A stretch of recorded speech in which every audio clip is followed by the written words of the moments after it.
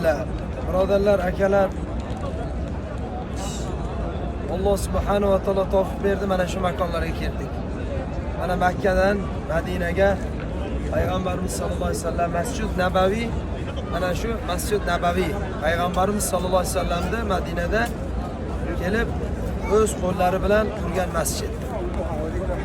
Payg'ambarimiz sollallohu alayhi vasallamning ravzalari mana orqamizda ko'k gumbaz turibdi.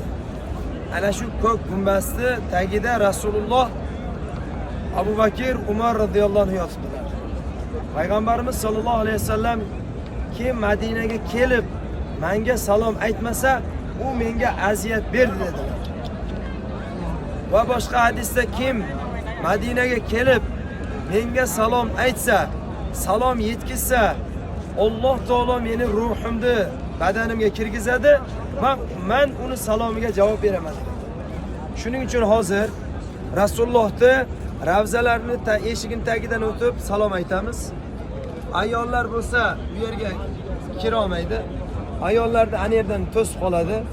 Ayollar shu yaqinroq borib salomimizni yo'llayveramiz. Ya Rasululloh, salatu vassalamu alayka ya Rasululloh deb salomimizni yo'llab, ummatingizdan sizga salom.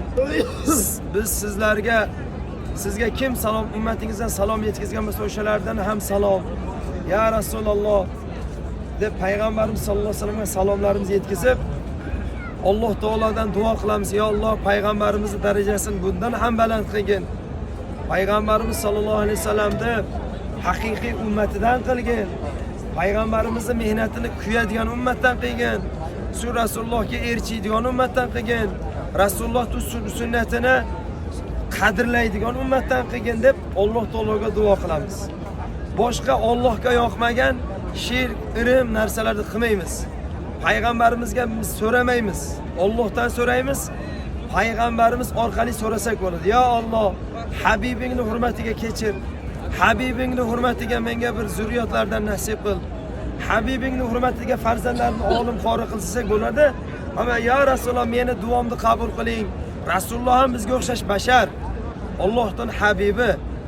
Shuning uchun hozir inshaalloh Babu Salamdan kirib erkaklar bizning oyoq kiyimlarimizni yechib, qo'ltig'imizga solib, telefon bilan alahsimasdan u yerga kirib, nima qilamiz? Salovatlarni aytib, qachon yaqin borganda qo'limizni ko'tarib, assalomu alaykum ya Rasululloh deb Rasulullohga salomlarni yo'llab, Abu Bakr, Umar radhiyallohu anhu ularga ham salomimizni aytib, Alloh taologa duo qilib, payg'ambarimizga yana Allohning rahmatini so'rab, inshaalloh qaytib nariyog'dan chiqamiz.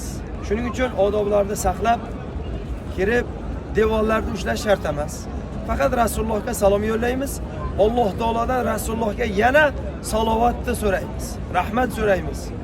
Va Alloh taolodan yana duo qilamiz. Ya Robbim, Rasulullohga haqiqiy loyiq ummatdan qilgin deb